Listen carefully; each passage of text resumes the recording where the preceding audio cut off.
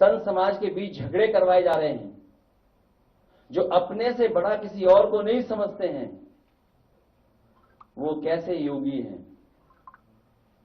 संतों में भी झगड़ा कराने का काम अगर कोई कर रहा है तो सरकार के लोग मिलकर के करवा रहे हैं।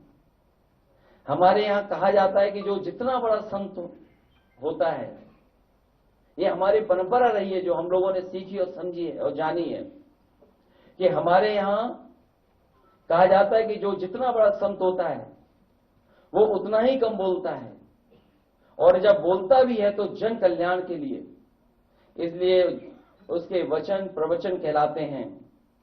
यहां तो सब उल्टा ही है, इनकी योग्यता की परीक्षा करवानी पड़ेगी, क्योंकि जिस तरह के भाषा इस्तेमाल हो रही है उससे कहीं ना कहीं लग रहा है कि उनकी योग्यता के बारे में भी हमें और आपको जानना चाहिए। और व्यक्ति वस्त्र से नहीं, व्यक्ति वस्त्र से नहीं, वचन से योगी होता है।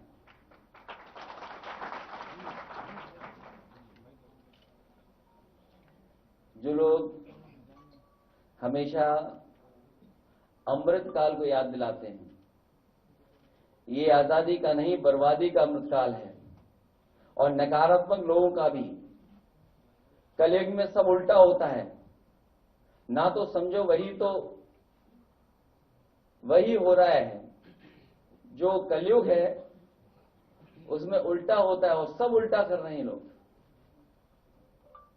हमारे यहां ये माना जाता है कि जितना बड़ा ज्ञानी होता है वो उतना ही चुप रहता है, इसलिए हमारे यहां मौनी और मुनि की परंपरा रही है। मुनि की परंपरा साधु संतों में, या मौनी की परंपरा, और कलयुग है इसलिए सब उल्टा हो रहा है। मितभाषी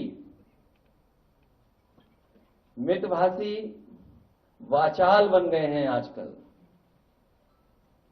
वो मितभाषी नहीं बन रहे हैं, उनका सुनिए क्या कह रहे हैं आजकल। मृदभाषी कटुभाषी बन गए हैं, सत्य वचनी झूठे प्रचारक बन गए हैं, अभय निवारण करने वाले भय का प्रसारण कर रहे हैं, परोपकारी लोग अत्याचारी का काम कर रहे हैं। जिनका काम सरकार चलाना है वो बुलडोजर चला रहे हैं, और विकास का प्रतीक विनाश का प्रतीक बन गया है। और अभी अभी सुना होगा हमने और आपने कि किसी भी सरकार को इस तरीके से सुप्रीम कोर्ट ने नहीं कहा होगा जिस तरीके से इस सरकार को कहा है। और सुप्रीम कोर्ट ने